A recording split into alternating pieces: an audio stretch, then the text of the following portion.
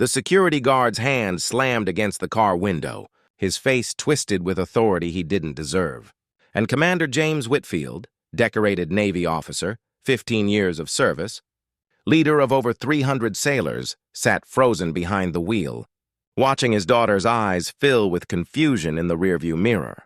And in that moment, on a military base where he'd served with honor, where his name was on plaques and his face had been in briefings, this man saw nothing but skin color and decided that was enough to humiliate him in front of his child. But what this guard didn't know, what would unravel in the next 30 minutes and destroy his career forever, was that the man he was about to drag from his vehicle wasn't just any black man trying to park his car. He was the base's newly appointed operations commander, and karma was about to arrive in a uniform covered in medals.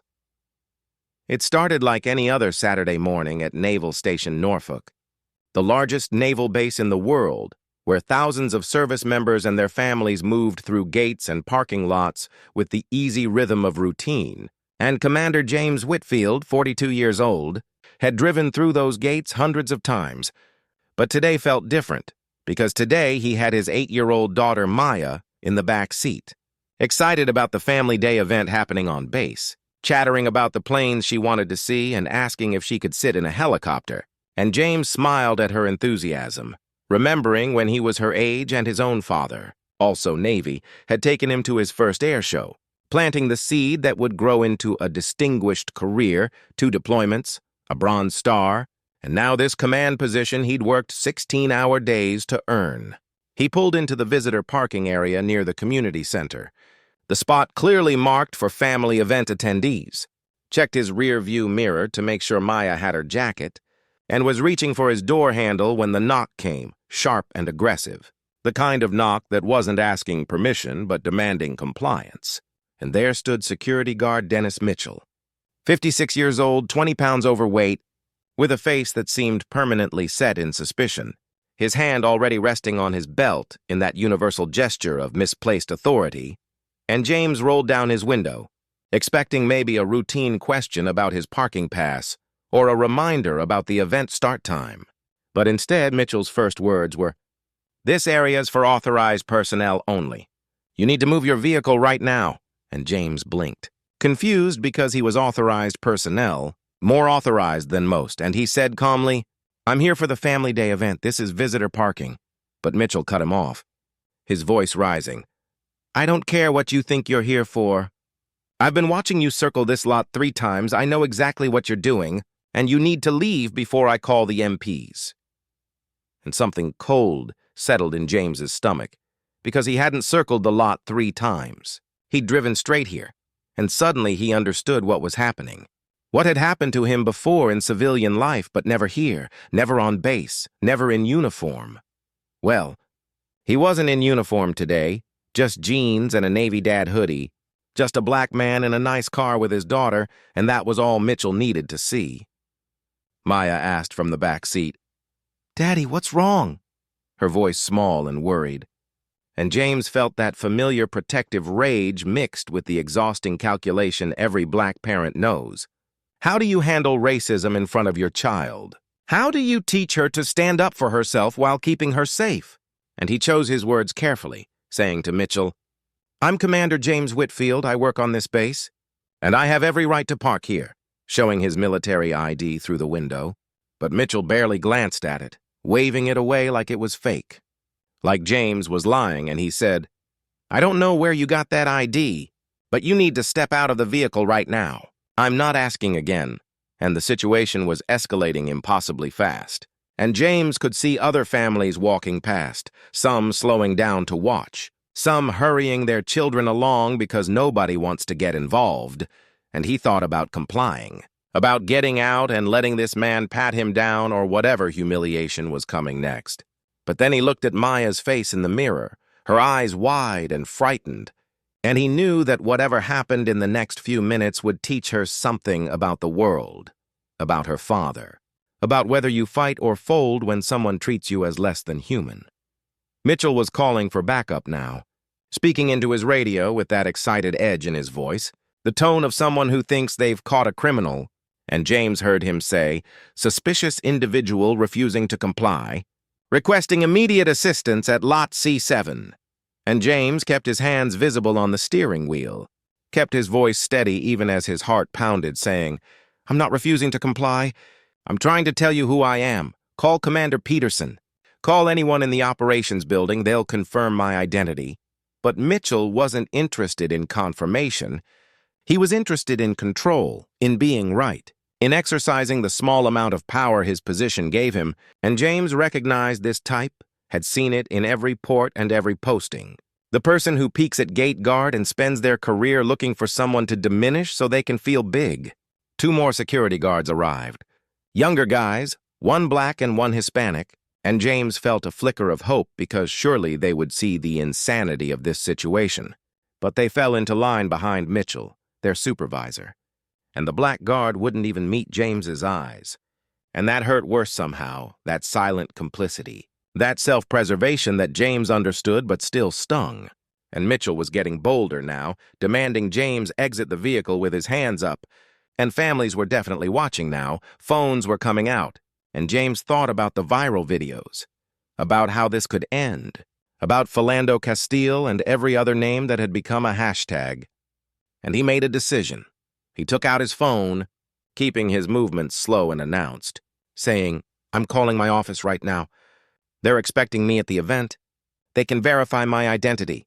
And Mitchell shouted, "Put the phone down. Put it down now." But James was already dialing, his hands shaking slightly, and the call connected. And a familiar voice answered, "Operations. Petty Officer Chen speaking." And James said clearly, loudly enough for the guards to hear, "Chen, this is Commander Whitfield. I'm in parking lot C7. I need you to send someone from command staff immediately. There's a situation." And Chen's confusion was audible. "Sir, are you okay? What's happening?" And James said, "Just send someone now, preferably in uniform." And he hung up.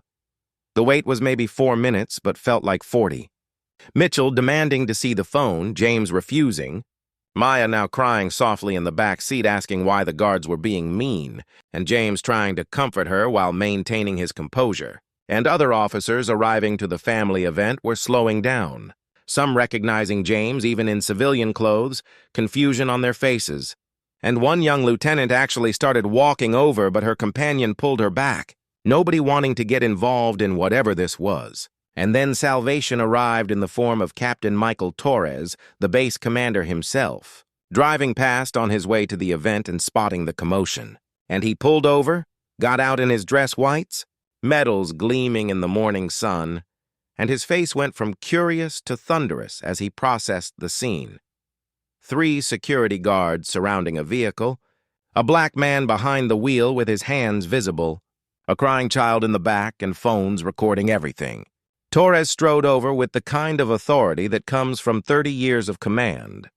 And he said, "What in God's name is happening here?" And Mitchell spun around, clearly ready to explain how he'd caught a suspicious individual. But Torres wasn't looking at Mitchell. He was looking at James, and recognition and horror crossed his face simultaneously. And he said, "Commander Whitfield," and that name, spoken with respect and shock, fell like a bomb into the situation. And Mitchell's face changed, the certainty draining away, replaced by the first flicker of understanding that he'd made a catastrophic mistake. But he tried to recover, saying, "Sir, I was just doing my job." This man was acting suspiciously and refused to identify himself. And James, still calm but with steel in his voice now, said, "Captain Torres, I showed him my military ID, told him my name and rank, offered to have my identity confirmed, and he called me suspicious and demanded I exit my vehicle with my hands up in front of my daughter." And Torres's jaw clenched. And he turned to Mitchell with the kind of cold fury that's more terrifying than shouting, and said, "You did what?" And Mitchell was backpedaling now. "I was following protocol for unidentified individuals in restricted areas." And Torres said, "This is visitor parking for the family event. And Commander Whitfield is the operations commander of this base. His face is literally on the wall in the admin building. You see him in briefings every week." And Mitchell's face went gray because he did see James in briefings. But in uniform, in context, where a black man was clearly labeled as belonging, but here in civilian clothes, just existing. Mitchell's brain had defaulted to threat. had erased all that context and seen only skin color and made assumptions that were now destroying his career in real time. Torres helped James out of the car. With an apologetic hand, checked on Maya, who was still crying, and his face when he looked at her, at this frightened child who'd just learned that her father's rank and service and humanity could be erased by someone's prejudice, was genuinely pained, and he said to James, "I am so sorry. This is unacceptable, inexcusable, and it will be addressed immediately." And James nodded, but he was still shaking, the adrenaline still coursing through him, and he said, "My daughter was supposed to see helicopters today. Now she's traumatized." And Torres knelt down to Maya's level and said gently, "I'm Captain Torres, I'm your dad's boss, and I'm going to make sure you get a special tour, and I'm going to make sure nothing like this ever happens again." But they both knew that last part was a promise no one could keep. Mitchell and the other guards were ordered to the security office. The investigation was already beginning. Witnesses were being interviewed, and the video someone had taken was being secured. And James stood there in the parking lot. Other officers now approaching to apologize, to express their shock, and he felt exhausted, felt the weight of always having to prove his humanity, his right to exist in spaces he'd earned access to, and Maya asked, "Daddy, why did they think you were bad?" And James had to explain racism to his 8-year-old daughter on a military base where he commanded hundreds of sailors, and there was no good way to do it. No way to make it make sense, because it didn't make sense. It was just the reality they lived in, and she needed to know it existed while somehow not letting it break her spirit, and he did his best, holding her close and telling her that some people judge by appearance instead of character, but that it was wrong, and that's why they fight to make things better. And she asked, "Did you make it better today?" And he said, "I'm trying, baby, I'm trying." The investigation moved fast because the base commander made it a priority, because there was video evidence, because witnesses confirmed James had identified himself and been ignored, and Mitchell's career at the base ended within 2 weeks. Not fired, but reassigned to an off-base position where he couldn't exercise authority over service members. And the 2 guards who'd backed him up received formal reprimands and mandatory bias training, though the black guard quit shortly after, unable to face the community he'd failed to support when it mattered. And James understood that too. The impossible position of being black in predominantly white institutions, the constant calculation of when to speak up and when to survive. Base-wide training was implemented on implicit bias and proper identification procedures, and James was asked to speak at a town hall about the incident, and he wrestled with whether to do it, whether to become the face of this issue, because he just wanted to do his job, not be a symbol or a teaching moment. But he agreed because Maya was watching, because other families of color on base needed to see that speaking up could lead to change. And he stood before hundreds of service members and their families and told his story, told them about his daughter's tears and his own fear and the exhaustion of constantly proving his humanity. And the room was silent except for some people crying. And afterward, a young black ensign approached him and said, "Thank you, sir. Last month I was stopped leaving the commissary and accused of stealing. And I didn't report it because I didn't think anyone would care." And James realized this wasn't an isolated incident. It was a pattern, a culture that needed changing, and his humiliation in that parking lot was just the one that happened to be witnessed by the right person at the right time. Mitchell never apologized. Not formally, though. Through channels James heard he claimed he was just following protocol, just doing his job, the refuge of everyone who enforces rules selectively based on skin color. And James wondered if Mitchell even understood what he'd done, if he grasped that he'd treated a decorated officer like a criminal in front of that officer's child, or if in his mind he was the victim, persecuted for being thorough, unable or unwilling to examine his own biases. And James suspected it was the latter because growth requires humility, and Mitchell had shown none, just defensiveness and justification. The Family Day event continued after James composed himself, and Captain Torres made good on his promise, giving Maya a personal tour that included sitting in a helicopter cockpit and meeting pilots and getting a flight helmet to take home, and she smiled again eventually, though something had changed in her eyes, an innocence lost, an understanding gained too early about how the world saw people who looked like her father, like her. and James watched her carefully in the weeks that followed, noting how she asked more questions about race, about fairness, about why some people were mean. And he answered as honestly as he could while trying not to burden her with the full weight of history and ongoing injustice. That delicate balance every black parent walks.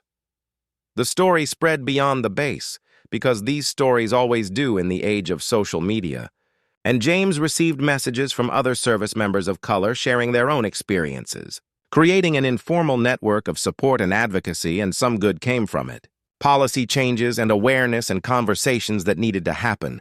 But James also knew that Mitchell's reassignment didn't fix the system.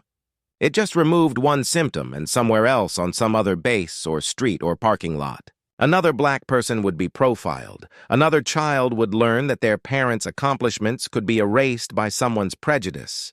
And the fight would continue because it always continues. But here's what James held on to. He didn't comply with injustice in front of his daughter. He stood his ground with dignity. He forced accountability. And when Maya asked him weeks later if he was scared that day, he said honestly, "Yes, I was terrified." And she asked, "But you still stood up." And he said, "Especially because I was scared." That's when it matters most. And she nodded, understanding something profound. And James realized that maybe that was the real victory. Not Mitchell's career ending, but Maya learning that fear doesn't mean surrender. That dignity is worth fighting for even when it's exhausting, especially when it's exhausting. And that the measure of a person isn't whether they face prejudice. Because in this country, if you're black, you will. But how they respond when it comes. And he'd shown her how to respond with courage and principle and unshakable self-worth. And that lesson, passed from father to daughter in a base parking lot where he shouldn't have had to teach it, was the thing that would outlast Mitchell's shame and the base's reforms and even this story itself. Because it was the lesson that would help her survive and thrive in a world that would test her again and again. And she would remember the day her father, a decorated commander with 15 years of service and a chest full of medals, had to prove his humanity to a security guard and did so without losing his dignity. And she would carry that strength forward. And maybe, just maybe, by the time she had children of her own, the world would have changed enough that she wouldn't need to teach them the same lesson in the same way. But until then, the fight continued. One parking lot, one confrontation, one moment of courage at a time. And if you found this story powerful, hit that subscribe button for Axiom USA, because we share stories that matter. Stories that challenge injustice and celebrate resilience. Stories that need to be told until the day they no longer need to be told.